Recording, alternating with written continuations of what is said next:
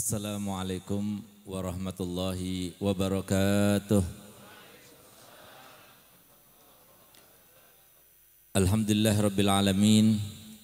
Wassalatu wassalamu ala ashrafil anbiya'i wal mursalin. Sayyidina wa habibina wa syafi'ina wa nuri qulubina Muhammad Habibi rabbil alamin wa imamil ghurril muhajjalin wa ala alihi wa sahbihi ajma'in. Subhanaka la ilma lana illa ma 'allamtana innaka antal alimul hakim. Rabbi shrah li sadri wa yassir li amri wahlul 'uqdatam min lisani yafqahu qawli amma ba'du. Yang sama-sama kita muliakan, kita hormati dan kita cintai para habaib anak cucu Nabi Muhammad sallallahu alaihi wasallam yang keberadaan mereka di antara kita menjadi tahu bahwasanya mukjizatnya Nabi sallallahu alaihi wasallam sampai sekarang ini masih ada, terasa dan kita bisa bersentuhan. Di mana 1400 tahun yang lalu Nabi kita Muhammad SAW bersabda dalam hadisnya, ahlu baiti amanun li ahlil ardi kan nujumi amanun li ahlis sama. Fa idza dhahaba ahlu baiti jaa ahlal ardi minal ayati ma kanu yu'adun. Yang artinya keluargaku di muka bumi ini merupakan juru aman. Sebagaimana bintang gemintang di atas langit sana merupakan juru aman bagi penghuni langit. Kalau sudah tidak ada lagi mereka di muka bumi, kapan itu akan terjadi? Dalam hadis lain Nabi SAW bersabda, dua hal di dunia tidak akan terpisahkan. Kalau satunya hilang, maka yang lainnya juga akan hilang. Yaitu keluarga Nabi SAW dan juga Al-Quran. Kalau kita masih melihat di surau-surau, di masjid-masjid, di musola-musola, kita buka Al-Quran masih ada tulisannya, maka kita akan dapatkan dimanapun masih ada habaib. Tapi kalau sudah kita buka Al-Quran, sudah tidak ada lagi tulisannya dan itu semuanya akan terjadi nanti kelak di hari kiamat, di menjelang hari kiamat, maka kita akan cari satu habib pun tidak akan kita dapatkan karena mereka akan meninggal dalam satu waktu sebagaimana disampaikan Nabi Muhammad SAW. Semoga kita termasuk mencintai mereka. Dengan mencintai mereka, apa yang dikatakan oleh Sayyidina Imam Ibn Hajar, beliau katakan kalau cinta para habaib dia akan mendapatkan tiga hal dalam hidupnya. Yang pertama akan berkah harta bendanya, yang kedua akan bahagia hidupnya, dan yang ketiga dia akan meninggal dunia dalam keadaan husnul khatimah. Semoga kita semua termasuk yang demikian sehingga anak keturunan kita dan semuanya mendapatkan syafaat daripada Nabi Muhammad SAW. Amin amin ya rabbal alamin. Terutama kepada Ketua Robito, kepada Habaib Syiban, yang mohon maaf saya tidak sebutkan satu persatu takut salah dalam penyebutan namanya karena biasanya disediakan namanya oleh Habib Naufal, sekarang nggak disediakan. Dan tidak lupa kepada Sahibul Majlis Adda ilallah Al-Fadil Al-Alim Al-Habib Naufal Al-Attas. Kita doakan semoga beliau panjang umur, sehat badan, dimudahkan segala urusan, ditambah semangat dakwahnya, dan semoga ditambah cinta datuknya kepadanya, dan semoga kita mendoakan keberkahan daripada semuanya, dan semoga tempat ini menjadi tempat yang menyambungkan warga Kuningan dan sekitar kepada Nabi Muhammad dengan wasilah, dengan perantaraan wasilah yang dibuatnya majelis wasilah ini, semoga menjadi sebab insyaallah terhubungnya kita dengan Nabi kita Muhammad SAW. Dan tidak lupa yang sama-sama kita banggakan, kita muliakan para ulama, para dai, para asatidzah yang hadir bersama kita, yang kalau bukan karena mereka kita tidak mengenal siapa Nabi kita Muhammad. Kalau bukan karena mereka bahkan tidak akan turun satu tetes pun air hujan. Dengan dalil Nabi SAW bersabda, innallaha wa malaikatahu wa man fis samawati wa man fil ardi yastaghfiruna li mualliminan nasi khaira. Sesungguhnya Allah Subhanahu wa taala dan semua malaikatnya serta seluruh penghuni langit serta seluruh penghuni bumi, semuanya itu memintakan ampun bagi orang yang mengajarkan kebaikan. Yang dikatakan oleh para ulama, kalau bukan karena permintaan ampun untuk mereka itu yang setiap detiknya terlaksana, maka niscaya karena banyaknya dosa-dosa yang kita lakukan di dunia ini tidak ada satu tetes pun air hujan yang turun. Tapi alhamdulillah berkatnya ulama masih terus bertetes hujan, bahkan sekarang pun masih turun hujan yang menandakan insyaallah rahmat banyak dilimpahkan untuk kita semuanya. Semoga para ulama kita dipanjangkan umurnya, disehatkan badannya, dimudahkan segala urusannya, dan semoga kita mendapatkan barokah daripada mereka semuanya. Amin, amin ya rabbal alamin. Mohon maaf saya tidak sebutkan juga satu persatu, namun tanpa mengurangi rasa hormat kami kepada mereka semuanya selaku penyambung lidah Nabi Muhammad SAW. Yang sama-sama kita banggakan, kita hormati dan kita cintai, mitra daripada para ulama yang selalu bergandeng tangan, yang kalau sudah terlaksana 4 unsur itu bersama-sama dan beriman serta bertakwa, yaitu para umara kita, maka niscaya negara kita bahkan menjadi baldatun thayyibatun wa rabbun ghafur. Mereka yang telah disebutkan oleh Nabi kita Muhammad SAW yang sama sekali tidak pernah luput dari perhatian Nabi Muhammad. Karena perhatian Nabi Muhammad itu meliputi segala unsur, segala elemen masyarakat. Allah SWT memberikan modal yang sama kepada seluruh masyarakat.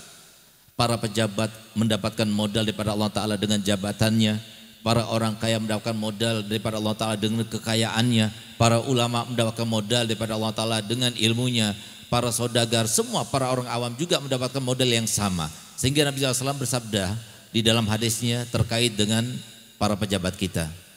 Yaumun min imamin adil khairun lahu min ibadati sittina sanah.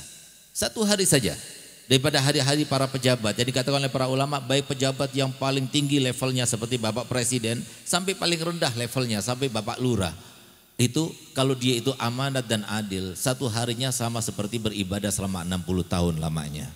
Sehingga sebuah kesempatan luar biasa diperhatikan oleh Nabi Muhammad, dan semoga para pejabat kita, Bapak Bupati, Wakil Bupati dan semua Bapak Camat, Bapak Lurah, semua yang hadir para pejabat pada kali ini, semua saudara kita, para anggota TNI, Polri, semuanya semoga diampunkan Allah Ta'ala dosanya, diangkat derajatnya, dan termasuk dalam hadis tersebut yang disebutkan oleh nabinya. Amin, amin ya rabbal alamin. Saudara-saudara kami, kaum muslimin, kaum muslimat rahimakumullah. Alhamdulillah, patut kiranya untuk kita bersyukur kehadirat Allah Subhanahu wa taala karena kita telah menghadiri suatu acara yang sangat luar biasa. Acara yang dianjurkan dan dihimbaukan oleh Nabi Muhammad.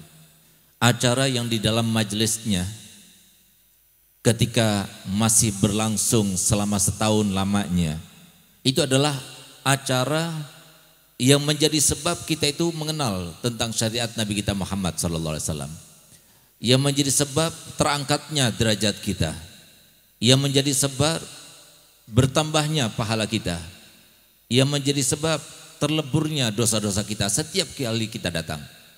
Sesungguhnya bangsa kita sekarang ini, masyarakat negara yang kita cintai Indonesia ini, yang sangat kita perlukan itu bukanlah finansial, bukanlah pengaruh yang kuat, bukanlah kesehatan yang kita elu-elukan sekarang ini karena dengan adanya wabah corona. Tapi yang sangat kita perlukan itu adalah seperti yang kita dapatkan dalam majelis-majelis sekarang ini. Kenapa demikian? Karena majelis yang sekarang ini akan kita tutup untuk sementara, sekaligus milad daripada majelis Al-Wasilah. Ini merupakan majelis yang di sini karenanya kita diridhoi oleh Allah, yang di sini karenanya kita dicintai oleh Nabi Muhammad SAW, yang di sini kemudian yang tadinya mempunyai problematika kehidupan, dengan kita hadir majelis ini kemudian hilang segala macam problematika. Yang di sini kemudian kita tahu bagaimana cara kita mengenal kepada Allah, bagaimana cara kita selamat daripada hidup di dunia yang penuh dengan fitnah ini. Semuanya di sini. Ini yang kita perlukan. Sehingga kita melihat, menilik, mencermati, merujuk kepada orang tua kita dahulu, itu sangatlah cerdas. Mereka manusia-manusia yang cerdik. Karena dari kecerdasannya dan kecerdikannya, mereka itu menitipkan pesan, dan pesan itu selalu dititipkan, dan semua warga masyarakat Indonesia sangat tahu dengan pesan itu. Karena mereka titipkan di dalam lagu kebangsaan yang selalu kita baca di setiap event-event yang formal, event-event ketika kita itu memperingati hari kemerdekaan negara Indonesia. Apa itu? Di situ disebutkan, bangunlah jiwanya, bangunlah badannya. Ini yang dititipkan oleh mereka. Kenapa? Karena ini yang dibutuhkan, ini yang diperlukan. Kakek moyang kita ketika mereka itu berjuang merebut kemerdekaan negara kita ini, mereka itu berjuang bukan dengan senjata yang sangat tinggi teknologinya atau sangat besar manfaatnya, tidak, tapi mereka itu hanya dengan bambu runcing. Tapi mereka dengan kekuatan yang Allah berikan kepada mereka, mereka itu mampu untuk mengalahkan tank-tank milik Belanda, senjata-senjata yang membawa roket dan sebagainya, semuanya itu bisa dikalahkan hanya dengan bambu runcing dan pekikan takbir Allahu Akbar. Kenapa demikian? Karena mereka itu diberikan pertolongan, dan pertolongan itu datang daripada Allah Ta'ala karena keimanan dan ketakwaan. Oleh karenanya pesan mereka kepada kita semuanya, para pejabatnya, para ulamanya, para orang tuanya, para suaminya, para masyarakatnya, semuanya, bangunlah jiwanya. Kapan kita membangun jiwa anak-anak kita? Ini tanggung jawab kita bersama. Kita harus membangun jiwa dulu. Jiwanya harus dibangunkan, jiwanya harus dididik, jiwanya harus dibina, sehingga menjadi jiwa-jiwa yang hebat, jiwa-jiwa yang takut bukan kepada BPK, bukan kepada Bapak Polisi, tapi takutnya kepada Allah Subhanahu wa taala. Dengan demikian maka kita akan menjadi seperti yang disampaikan di dalam Al-Qur'an, walau anna ahlal qura amanu wattaqau la fatahna alaihim barakatim minas sama'i wal ard. Kalau seandainya penduduk di bumi ini semuanya mereka itu beriman dan bertakwa kepada Allah, niscaya Allah akan berkahkan. Yang namanya berkah bumi, berkah langit, semuanya akan dibukakan oleh Allah Ta'ala. Tapi yang terjadi, yang menjadi permasalahan kita ini, sehingga kita sekarang diingatkan dan diperingatkan dengan wabah corona, dengan berbagai macam bencana demi bencana. Ini semuanya karena ulah kita sendiri. Karena kita itu sudah lalai dan mengabaikan pembinaan jiwa. Pembinaan jiwa inilah yang membuat kita itu selalu cenderung dan terikat kepada Allah SWT. Pembinaan jiwa inilah yang dimasukkan oleh saya punya abah, yang mendirikan pondok pesantren Darul Dakwah, yang sekarang ini muridnya sampai 15.000 santri dan santriwati, dari mulai MI sampai pasca sarjana, yang kita bisa bayangkan bagaimana dapat pahalanya luar biasa sekarang ini. Tidak ada satu orang pun daripada 15.000 santri dan santriwati yang sholat, yang ngaji, yang belajar, yang bangun malam, yang bertasbih, kecuali sebelum dicatat dalam amal kebaikannya dikirim dulu kepada kebaikan abah saya di dalam kuburnya. Ini yang sedang kita bangun sekarang ini.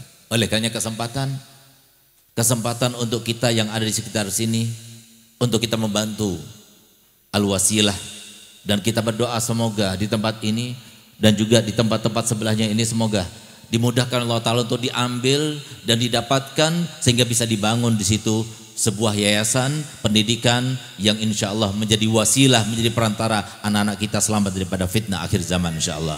Dan semoga yang membantu ini termasuk yang dikatakan oleh saya punya abah.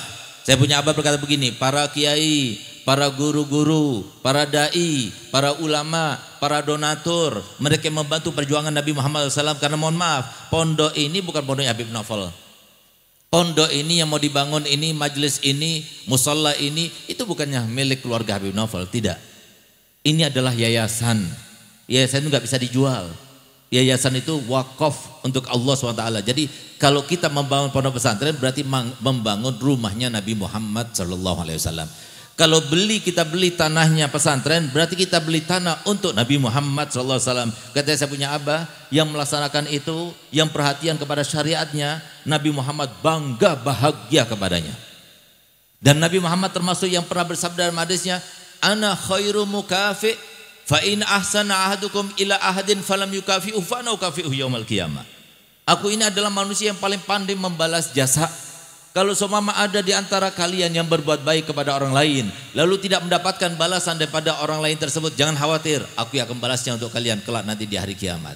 Apalagi kalau seumpama kita itu menjadi donatur pondok pesantren, walaupun satu semen, satu sak semen, walaupun satu bata dan sebagainya, semuanya itu akan mendapatkan balasan langsung daripada Nabi Muhammad. Sehingga saya punya abah berkata begini, para ulama, para da'i, para donatur, para pejabat yang memudahkan adanya pesantren ini, paling sedikit balasan yang didapatkannya ketika dia akan meninggal dunia, ketika sakaratul maut Rasulullah hadir.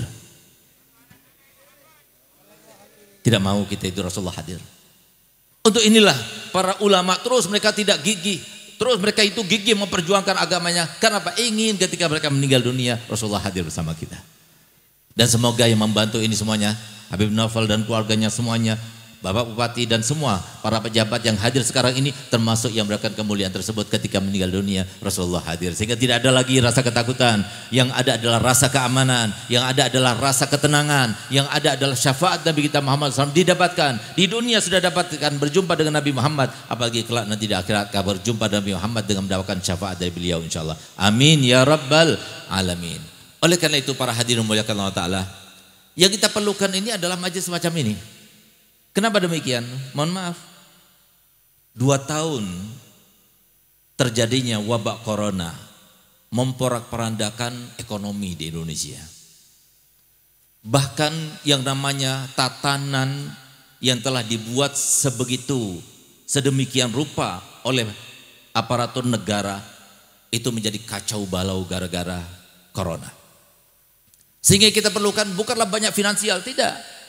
Yang kita perlukan itu adalah sebagaimana disebutkan Allah Ta'ala dalam Al-Quran, dhaharal fasadu fil barri wal bahri bima kasabat aydin nas linuziqahum ba'dalladzi amilu la'allahum yarji'un. Telah tampak kerusakan di muka bumi maupun di atas lautan. Semua tatanan berubah, di lautan, di daratan, di udara, bahkan berubah semuanya karena corona ini. Semuanya itu Allah tampakkan untuk apa? Supaya kita tahu ini loh akibat ulah kita. Banyak dosa, banyak anak-anak yang durhaka kepada orang tuanya, banyak istri yang durhaka pada para suaminya, banyak yang namanya keluarga memutuskan kekerabatannya, banyak tetangga tidak menghormat kepada tetangganya, banyak perzinahan meluas tersebar di mana-mana, pergaulan bebas di mana-mana, yang namanya mengkonsumsi narkoba sudah menjadi sebuah kebiasaan dan sebagainya. Ini yang menjadi sebab. Sehingga Allah Ta'ala berikan corona dan sebagainya ini.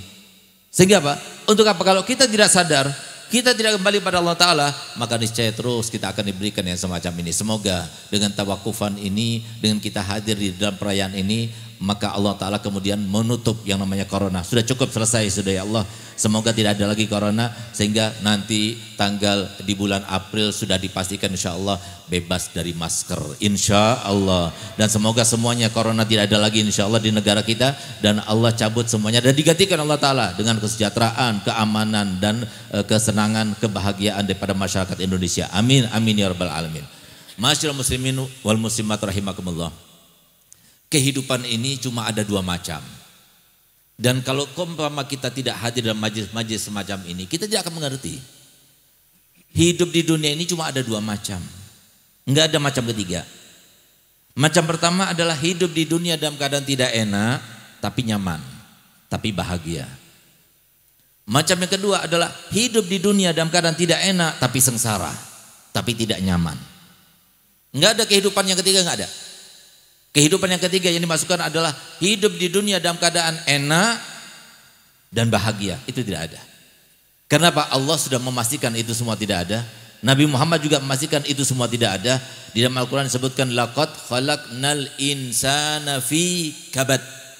Kami ciptakan manusia selalu dalam kesusahan. Dari mulai lahir kesusahan. Mau minum susu daripada ibunya saja harus menangis. Terus kita mau makan saja harus mencari. Ini semuanya akan kita hadapi terus. Sampai kapan? Sampai kita meninggal.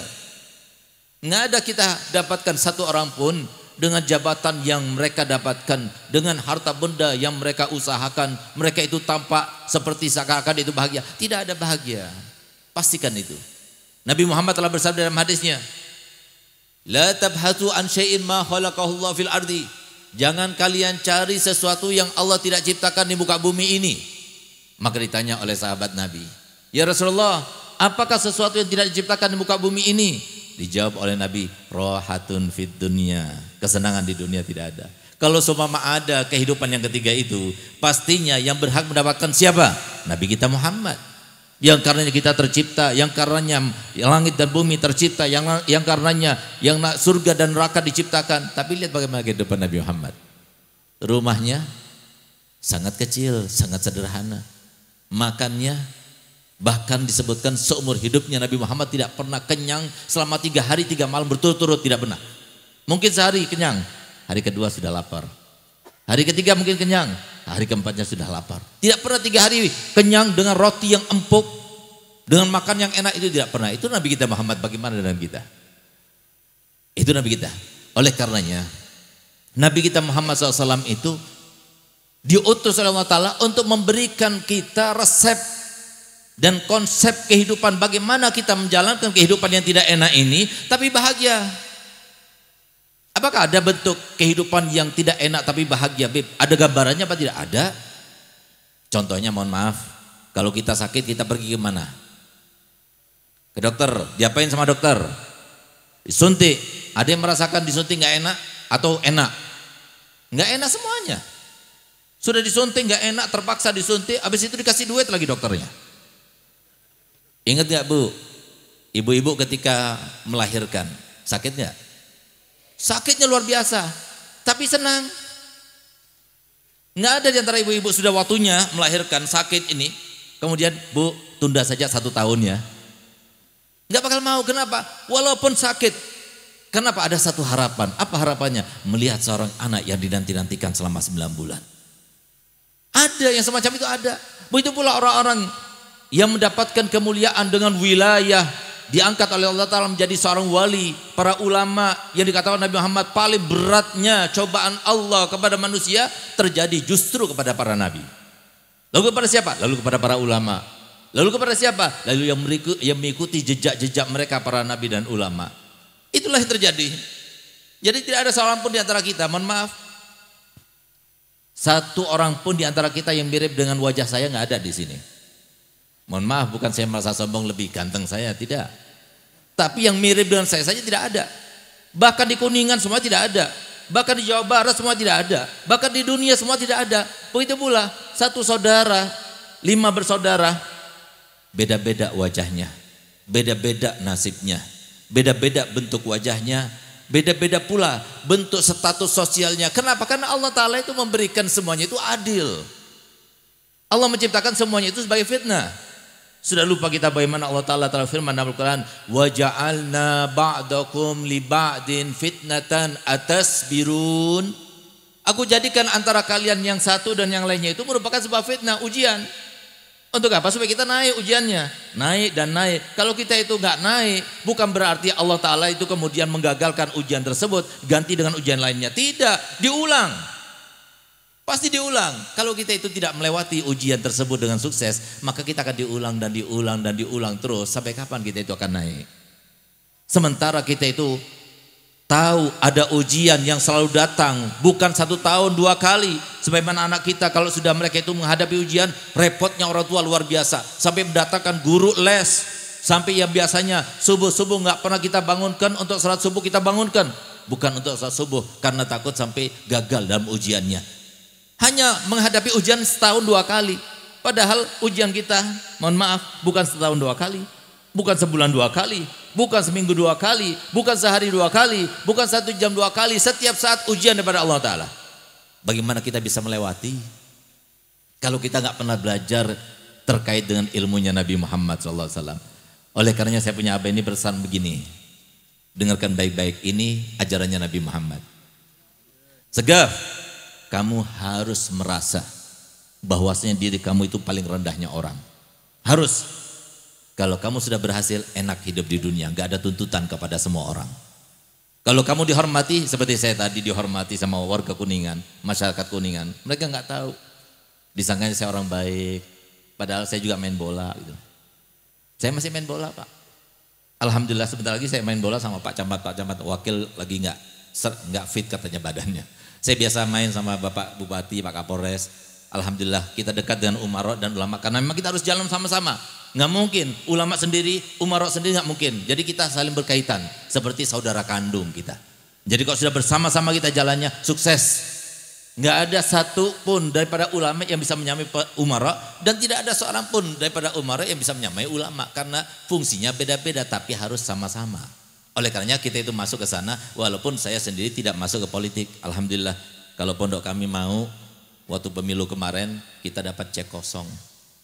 Katanya silahkan Bib, mau diisi, mau 10, mau 15 sampai 25 M, bukan juta.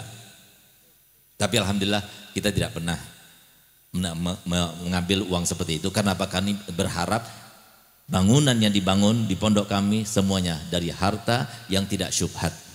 Sehingga anak-anak itu belajar ilmunya itu manfaat. Alhamdulillah, bukan kami menolak, tidak. Tapi kami persilahkan kepada pondok-pondok yang lainnya yang lebih mendahulukan, yang lebih memerlukan. Bahkan kami kemarin kedatangan Bapak Kasat, ya, Pak Dudung datang ke pondok kami. Beliau ingin menghibahkan mobil Hiace untuk pondok. Tapi kami katakan, Pak Dudung, bukan kami tidak tahu, bukan kami tidak mau, tapi mobil Hiace kami itu sudah ada 6. Kalau ditambah 1 lagi, parkirnya di mana? Sehingga saya katakan, sudah Pak Dudung datang saja, karena ini kita di wilayah Pak Dudung. Datang saja ke pondok, gitu. Nggak usah bawa apa-apa, karena kita biasa menjamu para umara dan juga para tamu. Sehingga kalau kita dari kita, maka itu makannya jadi halal insya Allah. Dia senang, gembira, bahagia. Kita dekat, semua berdekatan. Nggak harus kita berdekatan dengan politik. Kalau sudah berdekatan dengan politik, ulama ini bukan milik semua masyarakat.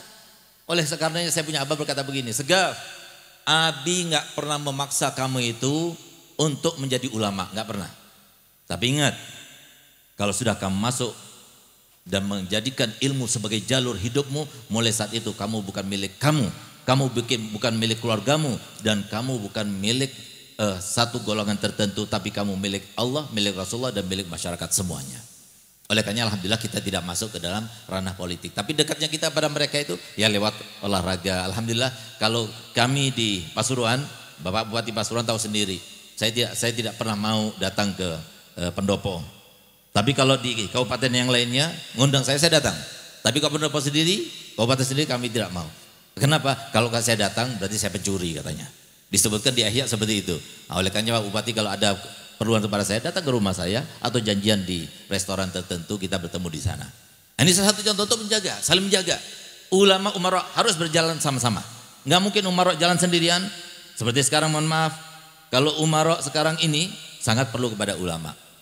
Kenapa? Kalau umara yang mengatakan begini-begini masalah corona nggak dipercaya. Bahkan umaranya banyak yang disangkai yang enggak sekarang ini. Disangkanya corona beginilah, begitulah, padahal memang beneran. Nah, akhirnya ulama yang menjelaskan. Alhamdulillah di tempat kami Pak Bupati, setiap anak yang pulang keluar masuk lagi harus PCR. Jadi kami betul-betul melaksanakan prokes. Alhamdulillah sekarang karena himbauan daripada pusat, maka kemudian baru kita tiadakan, karena itu memberatkan, memang memberatkan. Tapi bagaimana lagi? Karena memang corona itu ada, bahkan istri saya hampir saja meninggal dunia, 22 hari berada di ICU dan memakai ventilator. Nah, jadi harapan hidupnya itu cuma tinggal 15%, tapi alhamdulillah selamat dengan keajaiban ya, alhamdulillah dengan banyak sedekah, alhamdulillah istri saya selamat. Ada, kita percaya. Tapi kalau kita kemudian, saya punya majelis terbesar di Pasuruan, di Masjid Jami, itu yang hadir itu setiap 2 minggu sekali, itu hampir 3.500 yang hadir. 2 tahun begitu mulai corona terjadi, maka saya break karena Pak Pemerintah tidak memberikan izin. Kita ikut. Dan sampai sekarang kita masih belum buka, masih online saja, enggak offline. Tapi insya Allah Bapak Bupati sudah ngasih tahu, Beb, insya Allah pembukaan di bulan Syawal kita akan hadir, dan insya Allah offline di Masjid Jami lagi. Dan semoga juga di Kuningan seperti itu insya Allah. Insya Allah. Oleh karena itu para hadirin mulia Allah Ta'ala, ini yang perlu kita tanamkan. Mohon maaf, sekarang Mbak, ibu-ibu, banyak para suami itu yang nuntut istrinya jadi solihah. Banyak para istri menuntut suaminya jadi imam yang baik, ya kan? Banyak orang tua menuntut anaknya biar bakti sama orang tuanya. Kapan mereka itu bisa menjadi seperti itu kalau mereka itu tidak tahu bagaimana caranya? Ini yang menjadi permasalahan kita sekarang ini. Kalau sudah istrinya solihah, suaminya jadi imam yang baik, anak-anaknya bakti pada orang tuanya, beres sudah masalahnya. Semuanya akan terlaksana, digapai semuanya. Rizki gampang kita dapatkan. Yang namanya kesejahteraan mudah kita sebarkan. Kenapa? Karena sudah mereka itu taat pada Allah Rasulnya. Mohon maaf, ada 4 pertanyaan. Saya minta kepada bapak-bapak, ibu-ibu semuanya menjawab. Kalau yang jawab, saya doakan bertambah umurnya 10 tahun. Bertambah rezekinya 10 miliar sebelum meninggal. Saya mau tanya, yang membuat orang itu pendek umurnya atau panjang umurnya siapa? Yang membuat orang itu kaya atau miskin siapa? Yang bikin orang itu sehat atau sakit siapa? Yang bikin orang itu sukses atau tidak sukses siapa? Semua harapan kita di tangan Allah. Bagaimana mungkin kita nggak sholat lalu kita mau dapat harapan kita? Kita nggak solihah, kita mau jadi orang yang bahagia dalam rumah tangga kita? Nggak bakalan, nggak mungkin. Jangan lupa Pak, Bu, setan itu sudah bersumpah Bu, Sumpahnya itu diabadikan dalam Al-Quran. Wa izzatika la'awiyannahum ajmain. Demi kemuliaanmu ya Allah, aku akan jerumuskan mereka semuanya. Tidak akan aku biarkan satu pun daripada manusia berbuat kebaikan. Kenapa? Kebaikan ini yang bikin kita bahagia. Dosa ini yang bikin kita sengsara. Dosa ini yang bikin kita akhirnya terperosok ke dalam permasalahan. Masalahnya, kenapa harus begitu? Karena Nabi kita Muhammad sebaik-baik Nabi yang mengasihi umatnya pernah bersumpah ketika Allah SWT menurunkan ayat yang berada di dalam surat Ad-Duha, yaitu yang berbunyi wala sawfa yu'tika rabbuka, dan pasti wahai Muhammad, aku berikan semua permintaanmu sampai engkau benar-benar ridha. Di saat itulah Rasulullah bersumpah, wallahi innila arda wahida min ummati finnar. Demi Allah, aku tidak rela satu saja daripada umatku berada di neraka. Siapa satu itu?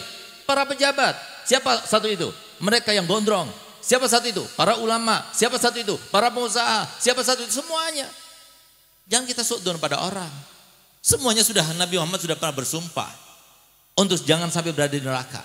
Sementara yang namanya setan sudah bersumpah untuk tidak akan dibiarkan kita itu kemudian berbuat satu kebaikan pun. Oleh karenanya kalau kita itu banyak dosa, mau tidak mau, akhirnya Allah berikan masalah supaya dilepur dosanya itu. Karena Nabi Muhammad sudah berharap tidak ada satupun umatnya kecuali masuk surga bersama Muhammad. Nah, itu yang harapannya Nabi Muhammad. Oleh karena itu para hadirin muliakan Allah Ta'ala, kalau kita ingin termasuk yang berada di dalam kategori pertama, hidup di dunia dalam keadaan tidak enak tapi nyaman. Hidup di dunia dalam keadaan tidak enak tapi bahagia. Bagaimana caranya? Ikuti Nabi Muhammad. Jangan sampai kita itu terlihat oleh Allah Ta'ala dalam keadaan kita tidak beriman dan bertakwa. Sementara iman dan bertakwa sudah dijelaskan dalam Al-Quran. Man amila salihan min zakarin au unsa wa huwa mu'minun fala nuhyiyannahu hayatan thayyibah. Siapapun yang beramal soleh, laki maupun perempuan, asalkan dilandasi dan keimanan, maka kami akan berikan kehidupan yang sangat menyamankan. Sudah dijelaskan oleh Allah Ta'ala. Tapi kita tidak mau. Mau jadi istri yang apa? Kata gue. Sesuka hati. Sehingga mohon maaf sekarang ini Bu, ada sebuah penelitian yang sangat menggemparkan. Apa itu? Sebanyak 85% laki-laki apa kata istrinya? Nggak tahu di Kuningan, gitu juga apa enggak? Bu, begitu juga apa enggak Bu? Diam semua ini kadang. Kayaknya betul juga nih. Ini masalahnya bukan masalah menang atau tidak. Masalahnya itu kalau sudah perempuan yang menguasai suaminya, masalahnya perempuan itu tidak pernah lepas daripada keidentikannya dengan fitnah. Sehingga dikatakan oleh Nabi SAW, inna min aqwa habaili syaitan an-nisa. Paling kuatnya umpannya setan itu adalah perempuan. Kalau sudah perempuan yang menguasai, maka kemudian datanglah sebuah hadis Nabi yang semua isi hadis Nabi itu benar, nggak mungkin luput, nggak mungkin salah, pasti benar, pasti nyata. Apa itu? La yuflih qaumun wallau amrahum imra'atun. Tidak akan beruntung satu kaum kalau sudah dominan dalam kepemimpinan itu adalah perempuan. Nah, jadi jangan salahkan perempuan Bu, Pak. Kalau semua mereka itu memproteksi anda semuanya. Kenapa? Karena mereka tidak pernah dididik. Begitu pula jangan salahkan Bu, para suami Bu, yang mereka itu tidak bisa menjadi imam yang baik, contoh yang baik bagi keluarga. Kenapa? Mereka juga nggak pernah mendidik, nggak pernah dididik. Alhamdulillah, mungkin saya katakan beruntung ya istri saya. Kenapa? Alhamdulillah 23 tahun kawin sama saya nggak pernah main tangan, nggak pernah. Alhamdulillah saya nggak pernah bentak-bentak, nggak pernah. Apalagi sampai menyebutnya dengan binatang, nggak pernah. Alhamdulillah. Sebelum minta saya sudah kasih duitnya. Setiap bulan saya langsung penuhi, bahkan lebih banyak hadiahnya daripada yang standar saya kasihkan. Kenapa? Karena saya punya ilmu. Saya bisa menghormati, saya bisa memuliakan, karena saya takut. Nabi SAW bersabda dalam hadisnya, man kassara qalba mu'minin faka'annam haddamal ka'bata sab'ina maratan. Barang siapa yang menyakiti hati seorang mukmin, walaupun hanya dengan satu kalimat saja melukai perasaannya, dosanya itu sama seperti menghancurkan Ka'bah sebanyak 70 kali. Saya tahu, saya takut. Anak-anak ibu nggak tahu, suami ibu nggak tahu, nggak pernah belajar. Alhamdulillah Bu, saya punya ibu seorang wanita yang solihah. Dan tidak mungkin ada seorang wanita solihah kecuali dia itu ahli majelis, kecuali dia itu pernah nyantren, kecuali dia pernah belajar di madrasah diniyah, baru dia itu menjadi istri solihah. Demi Allah saya bersumpah, wallahil adzim, ini di tempat mimbarnya Nabi. Ibu saya mendampingi ayah saya selama 27 tahun. Sampai tahun 99 ayah saya meninggal dunia. Demi Allah saya bersumpah, semenjak kecil saya mengingat sampai abah saya meninggal nggak pernah berantem sama sekali antara keduanya. Demi Allah saya bersumpah, dari semenjak kecil saya pernah ingat, marah sekalipun ibu saya kepada ayah saya nggak pernah. Membantah sekalipun tidak pernah, minta sekalipun tidak pernah kepada ayah saya. Masih ada semacam itu. Ibu saya alhamdulillah 3 hari hatam Quran, 3 hari hatam Quran, masih hidup sekarang. Semoga Allah berikan panjang umur. Dan alhamdulillah saya sebagai anaknya, kami berjanji berlima saudara untuk tidak mengatakan tidak kepada ibu. Apapun diminta, walaupun nyawa kami akan berikan. Kenapa? Karena kami tahu bagaimana posisi ibu itu. Beruntung yang masih punya ibu. Kenapa? Kalau sudah ibu kita meninggal dunia, apa kata Nabi Muhammad? Nada munadin fis sama. Ada sesuatu pengumuman di atas sana. Hai fulan, telah meninggal ibumu yang karenanya aku mudahkan kau mendapatkan rezekiku. Hai fulan, telah meninggal ibumu yang karenanya aku mudahkan aku lebur dosa-dosamu. Hai fulan, telah meninggal ibumu yang karenanya aku mudahkan kau untuk menambah pahalamu. Sekarang dia sudah tidak ada lagi, maka carilah dengan susah payah. Itu yang terjadi. Sehingga Pak, kami betul-betul menjaga. Nggak pernah di antara kami itu menyampaikan kabar-kabar yang tidak enak, nggak pernah. Tapi yang enak-enak terus. Kemarin pertama kali keluar dari rumah setelah pandemi itu, dan alhamdulillah sempat masuk ke Kuningan, itu menyertai beliau 25 mobil. Dan alhamdulillah Kuningan mendapatkan kemuliaan karena saya punya ibu datang ke tempat ini. Dan alhamdulillah terima kasih kepada para alumni yang telah berkhidmah dan melayani keluarga kami. Semuanya itu kami lakukan untuk apa? Untuk menghormati seorang ibu, memuliakan seorang ibu.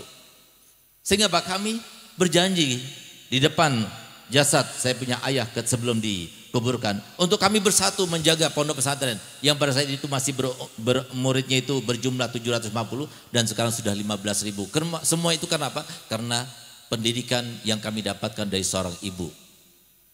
Sekarang kalau semua anak kita nggak pernah dididik dengan didikan agama, bagaimana mungkin mereka itu akan bisa melaksanakannya kepada orang tua?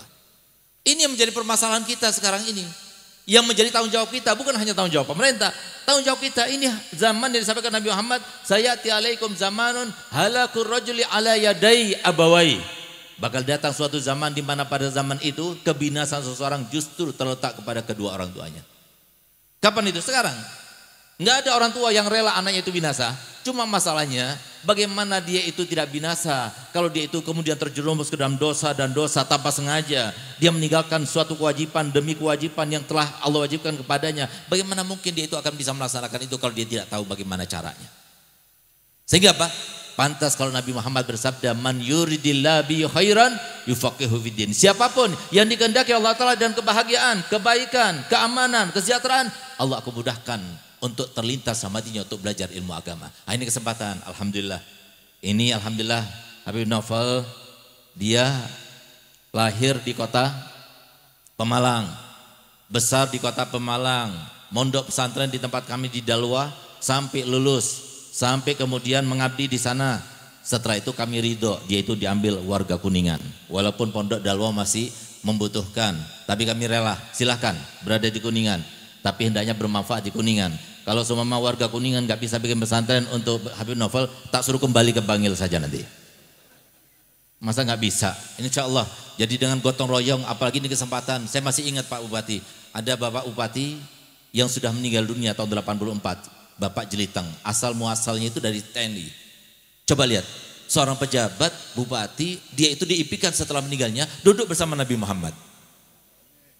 Mohon maaf, bukan saya merendahkan, bukan saya tidak memuliakan, tidak. Karena memang bupati itu termasuk yang paling banyak hisapnya itu. Makanya saya karena ada mendoakan para pejabat itu biar kena jantungan, biar meninggalnya mendadak hingga mati syahid.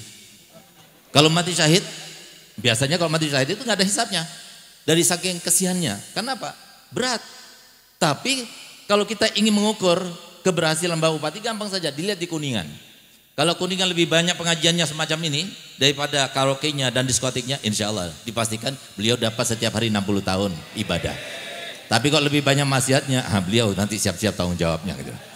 Oleh karena kita doakan seperti itu. Jadi sampai dari saking takutnya kita. Tapi ini Masya Allah Pak Bupati ini, dia itu diimpikan duduk bersama Nabi Muhammad. Subhanallah, akhirnya tanya sama mimpi, Pak Bupati, Pak Bupati Jelitang Tunggal, iya. Bagaimana kau dapatkan kemuliaan seperti ini? Iya, gara-garanya saya membantu Pondok Pesantren Dalwa dengan mengeluarkan pipa air yang dari Pemkap itu, yang sampai sekarang menjadi sebuah dilema antara Pemkap dan Pemprov, yaitu sumber air umbulan. Itu pipanya itu berjalan di muka pondok, tapi dari Pasuruan langsung dikirim langsung ke Surabaya. Jadi warga Pasuruan tidak merasakan itu. Tapi subhanallah pada zamannya beliau ini, karena di tempat kami ini nggak ada air, tambah dalam kita itu mengebor, tambah asin kita dapatkan. Bahkan waktu bornya itu sampai ke 150 meter ya, itu keluar minyak. Jadi bisa dibakar itu hidup. Nah, sehingga kata saya punya abah, cepat-cepat tutup, nanti ketahuan sama pemerintah, akhirnya diambil jadi dibuat bor minyak. Sampai segitunya, subhanallah, akhirnya dimasukkan air. Air itu sampai sekarang dipakai 15.000. Dipakai wudu, dipakai mandi, dipakai, nah itu. Berkatnya itu akhirnya dia itu tambah naik derajatnya. Semoga Bupati kita juga seperti itu. Nah, ini kesempatan, semoga insya Allah berkatnya adanya pondok ini menjadi wasilah. Sebagaimana artinya wasilah itu adalah perantara dan sarana. Insya Allah menjadi sarana kita dapat ridhonya Allah. Menjadi sarana kita dapat cinta kasihnya Nabi Muhammad. Menjadi sarana kita mendapatkan syafaatnya Nabi Muhammad. Menjadi sarana insya Allah warga Kuningan, insya Allah berkat wasilah, insya Allah menjadi sarana kita itu bersama-sama Nabi Muhammad kelak nanti di padang mahsyar. Pertama kali wajah yang kami pandang adalah Nabi Muhammad, dan semoga kita semuanya termasuk yang mendapatkan pandangan langsung, perhatian langsung pada Nabi Muhammad. Ala hadinnya walikul niyatin salihah wa ala man wasraw saleh, dengan niat semoga pondok pesantren yang akan dibangun ini ya Allah semoga dimudahkan. Semoga yang punya tanah itu mau diberikan hidayah oleh Allah Ta'ala untuk memberikan kepada kita semuanya sehingga dengan mudah, sehingga mereka semuanya menjadi jariahnya. Selama dipakai pondok pesantren terus akan mengalir pahalanya kepada mereka semuanya. Begitu pula semua para donatur. Dan saya akan mungkin kali ada yang mau ya membeli, silakan. Ini rida saya dan tasbih saya jual. Siapa yang paling tinggi silakan. Itu untuk pondok pesantren Habib Novel sebagai niat saya yang baik. Niat saya yang baik semoga berguna untuk pembelian tanah ini. Ala hadiniya wa kunniyatin salihah wa ala man wasal salih al-Fatihah.